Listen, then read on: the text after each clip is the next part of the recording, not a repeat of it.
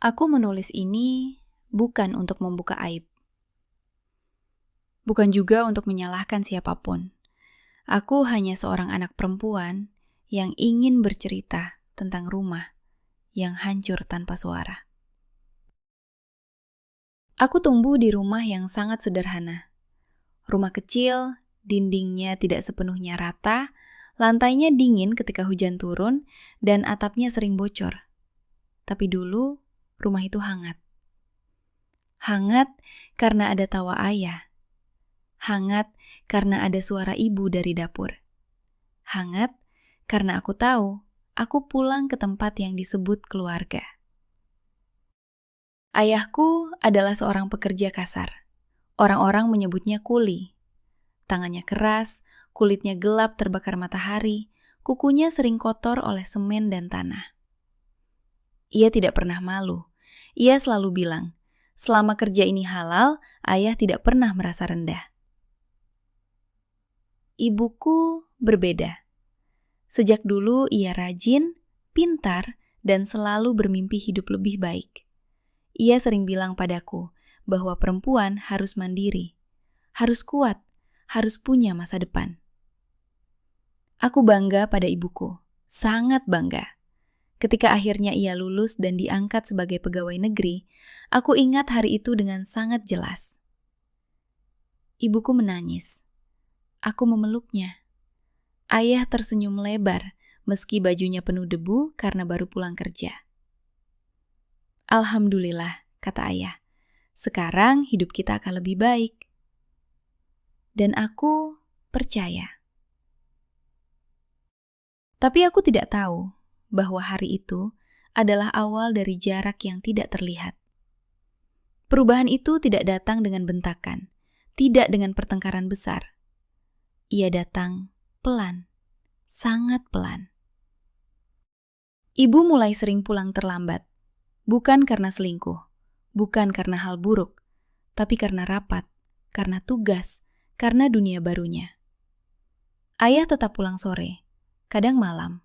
Tubuhnya lelah, bajunya basah keringat. Ia duduk di teras, menunggu. Menunggu ibu pulang, menunggu cerita, menunggu ditemani makan. Aku sering melihat ayah menatap jalan depan rumah. Diam, tanpa keluhan. Ibu mulai sering membawa pulang cerita tentang kantor, tentang jabatan, tentang rekan kerja, tentang dunia yang tidak pernah aku dengar dari ayah. Aku masih kecil waktu itu, tapi anak kecil bisa merasakan perubahan. Nada bicara ibu berubah, lebih cepat, lebih tegas, kadang lebih dingin. Ayah tetap sama, suaranya lembut, gerakannya pelan, seolah ia tidak ingin salah apapun. Aku sering duduk di tengah rumah, mengerjakan tugas sekolah. Pura-pura tidak mendengar ketika percakapan mereka mulai terasa kaku. Bukan bertengkar, hanya sunyi. Sunyi yang aneh, sunyi yang menyakitkan. Suatu malam, aku mendengar ibu berkata pelan, tapi tajam. Kamu harusnya bisa lebih dari ini. Ayah tidak menjawab, ia hanya menghela napas. Aku ingin berteriak. Ingin bilang, ayah sudah melakukan yang terbaik. Tapi aku diam. Aku anak.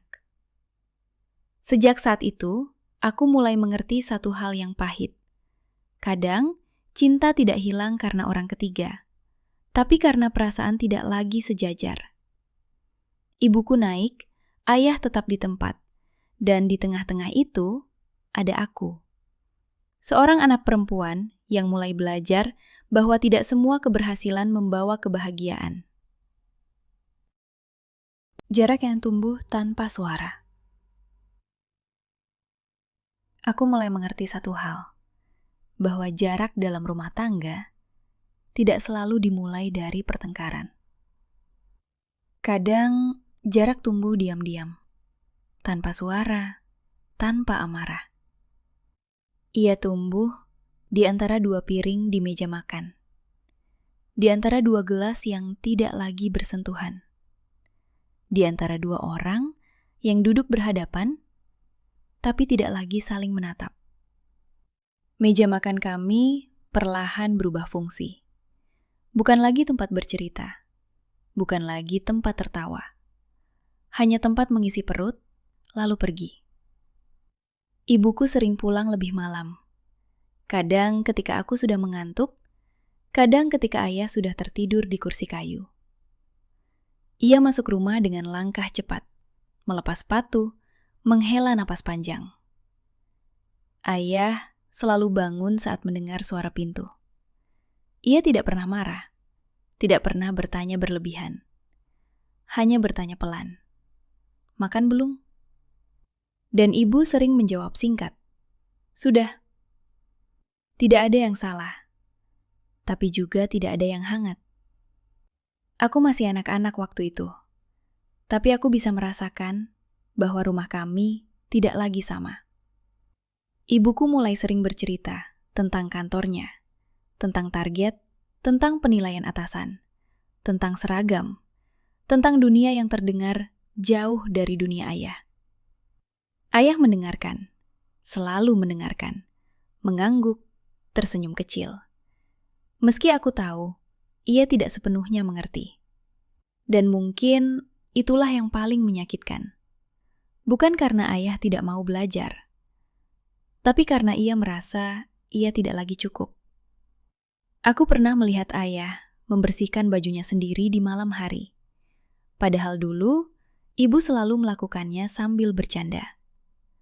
Aku melihat ayah menatap bajunya lama, seolah bertanya, apakah ia pantas berdiri di samping ibu.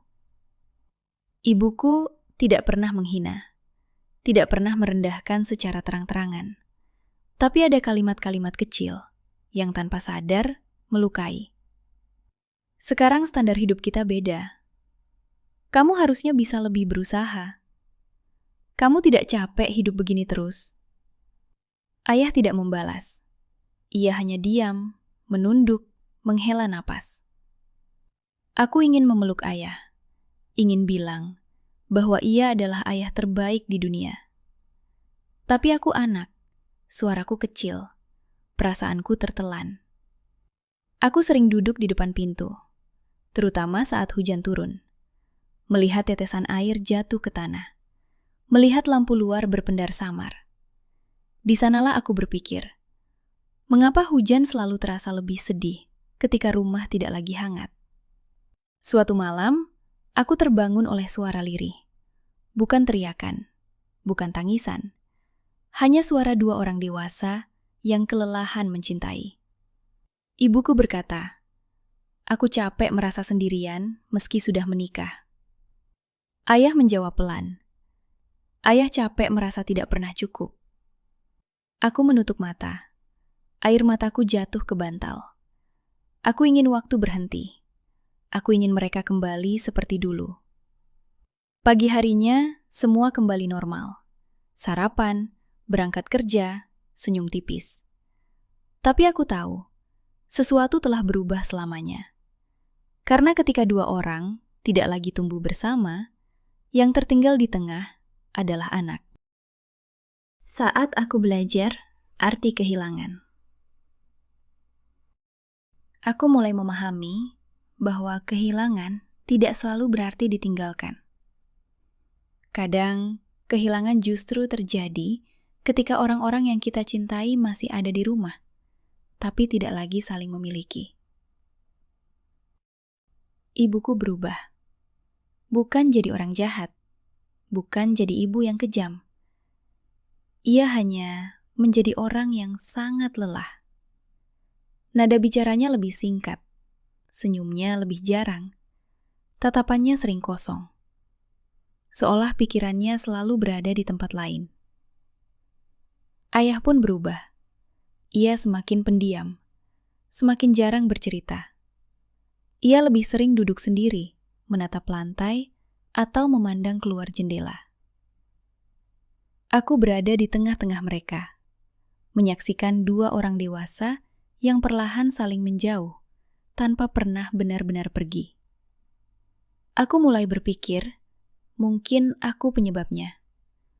Mungkin aku kurang pintar. Mungkin aku merepotkan. Mungkin aku tidak cukup membanggakan. Anak kecil selalu mencari kesalahan di dirinya sendiri. Suatu hari, aku mendengar ibu berbicara di telepon.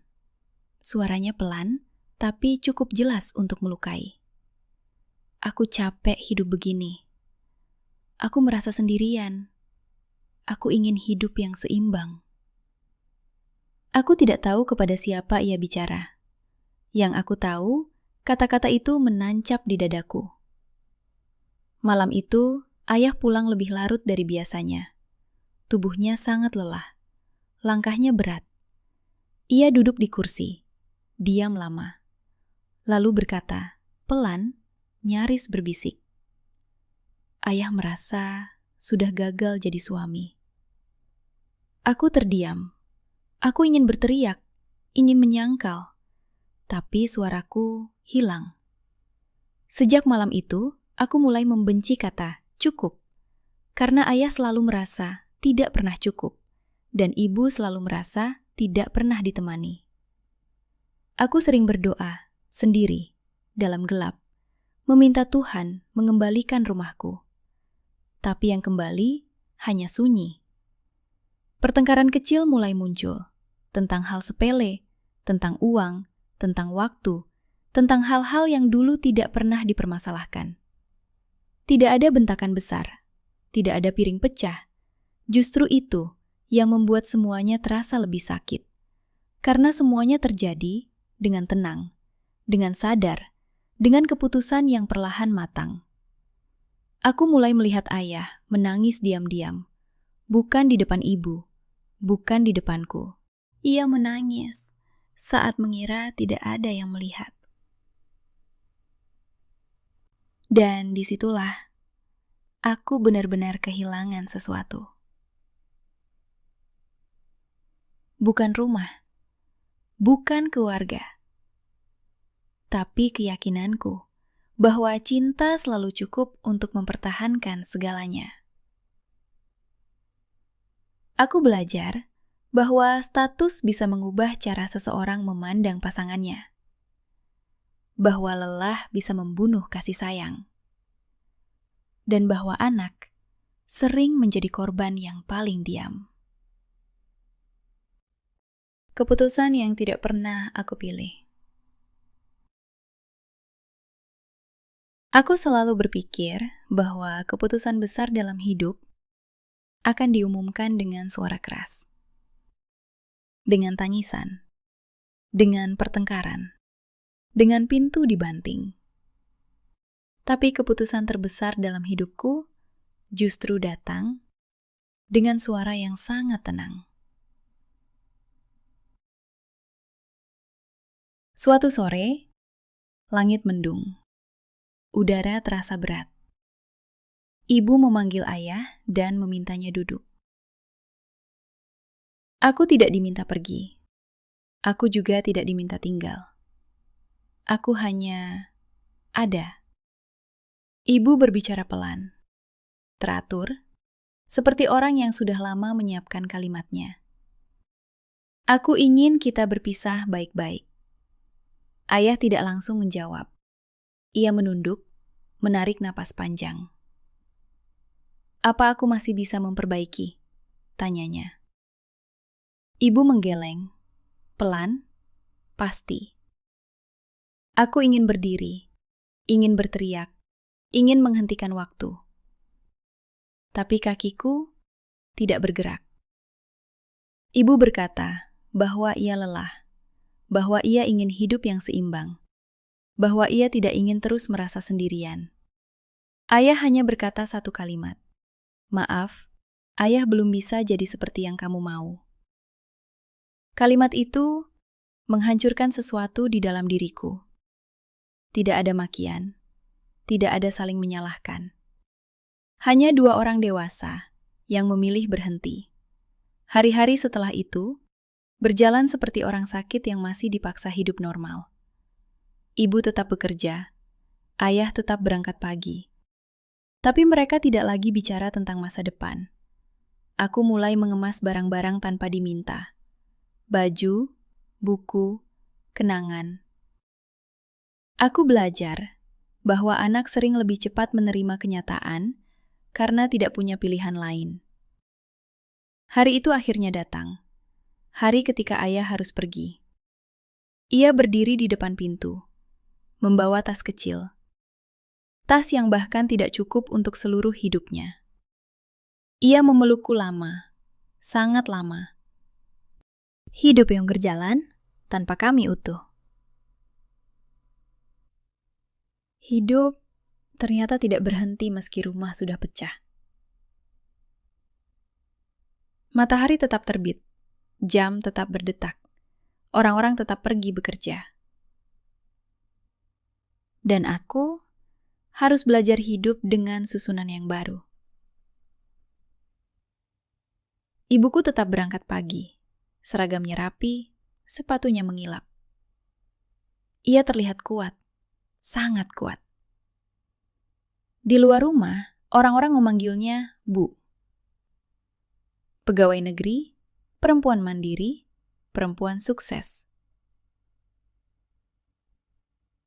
Tapi di dalam rumah, ia hanya duduk diam di kursi ruang tamu saat malam datang. Ia jarang bercerita lagi, jarang tertawa.